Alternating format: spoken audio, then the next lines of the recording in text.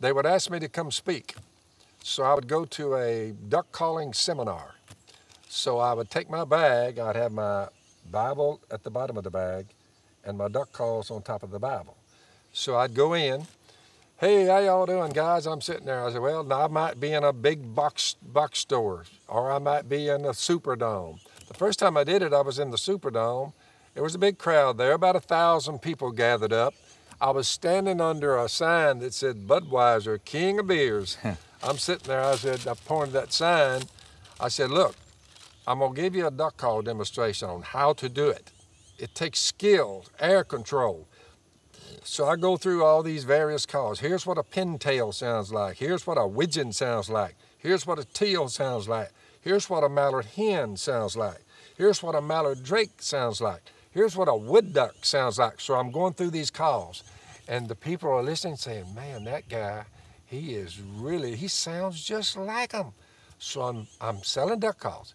So I go through that, and I put my duck calls in my bag. I said, that concludes the duck call demonstration.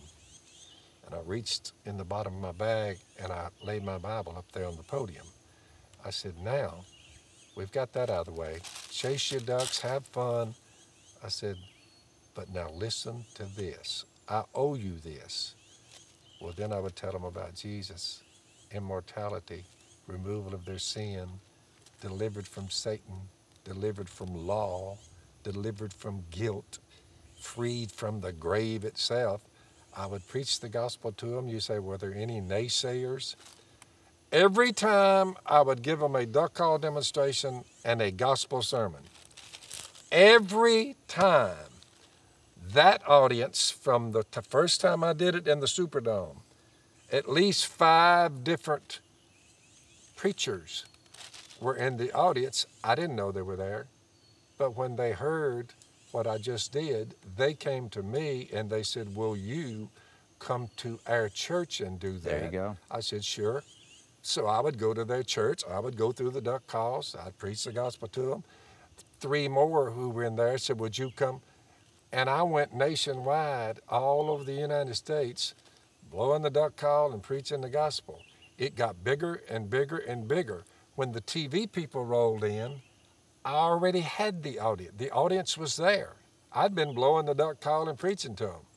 So when the TV show come along, I didn't realize I was creating an audience. I was just doing it because I showed them how to call ducks, but I owed them what God had done for them. But you were storing treasure in heaven. I loved it. You weren't about just accumulating money. That's right. The money is a weapon, it's a byproduct, it's something else. The gospel was the reason I was going. That's right. You're Jesus storing said, "Go preach treasure the in gospel." heaven. I just used the duck calls as an excuse to get in the door to preach the gospel.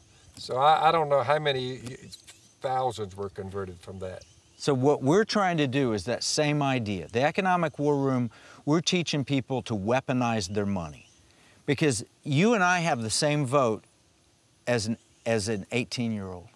They get 1 vote, we get 1 vote. Yep. There's a little bit of difference, though. The 18-year-old doesn't have the money that we've got. Yep. So you can take the money that we've got and we can use the unrighteous mammon to win souls. Yep. And how do we do it? We weaponize the money so that people, when they spend their money, they spend in places that support the values that they hold, Christian values, Jewish values if they're Jewish, but they spend the money. The second thing is you can give the money. You can give the money to support good causes. And the third thing is you invest in things that will bring a good, godly return. You told me about how you're invested in your friend Red here. You invested a truck. Yep. That's capital you put into his life, and he's able to get off welfare, and he's able to build a life for himself. So we teach people to spend, to give, and to invest. That's weaponizing their money, because the money's not going with them.